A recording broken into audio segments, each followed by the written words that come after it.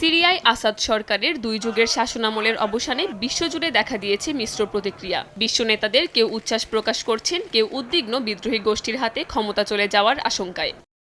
সিরিয়ার রাজনৈতিক অস্থিতিশীলতা নিয়ে মন্তব্য করেছেন মার্কিন প্রেসিডেন্ট জো বাইডেন। তিনি ও তার দল সিরিয়ার পরিস্থিতি নিবিড়ভাবে পর্যবেক্ষণ করছেন বলে জানিয়েছেন সামাজিক মাধ্যমে। এ বিষয়ে আঞ্চলিক নেতাদের সঙ্গেও যোগাযোগ রাখছেন বলে জানান বাইডেন। এদিকে ডেমোক্র্যাট কংগ্রেসম্যান ব্রেন্ডান বয়েল সামাজিক যোগাযোগ মাধ্যমের একটি পোস্টে আনন্দ প্রকাশ করে বলেন, আসাদ সরকারকে উৎখাতের বিষয়টি সিরিয়ার মানুষের জন্য নিজেদের ভবিষ্যৎ নির্ধারণের বড় সুযোগ। আরেক মার্কিন কর্মকর্তা জানান, আসাদ সরকারের পতনের মাধ্যমে ইরানের কুচক্রের অবসান হতে যাচ্ছে। এদিকে ভৌগোলিক দিক দিয়ে দূরত্ব থাকলেও সিরিয়ার নিয়ন্ত্রণ বিদ্রোহী গোষ্ঠীর হাতে যাওয়ায় উচ্ছ্বসিত আফগানিস্তানের ক্ষমতাসীন সশস্ত্র গোষ্ঠী তালেবান। সিরিয়ার বিদ্রোহীদের প্রতি তাদের পূর্ণ সমর্থনের কথাও জানায়। তালেবান সরকারের মতো সিরিয়ার বিদ্রোহী গোষ্ঠীগুলো দেশটিতে শরিয়া আইন জারি করবে বলে প্রত্যাশা তালেবানের এক জ্যেষ্ঠ নেতার। সিরিয়ার টালমাটাল রাজনৈতিক পরিস্থিতি নিয়ে উদ্বিগ্ন কেউ কেউ। এর আগেও জঙ্গিবাদের চরম মূল্য দিয়েছে ইরাক, এমনটাই জানায় দেশটির রাষ্ট্রীয় কর্মকর্তারা।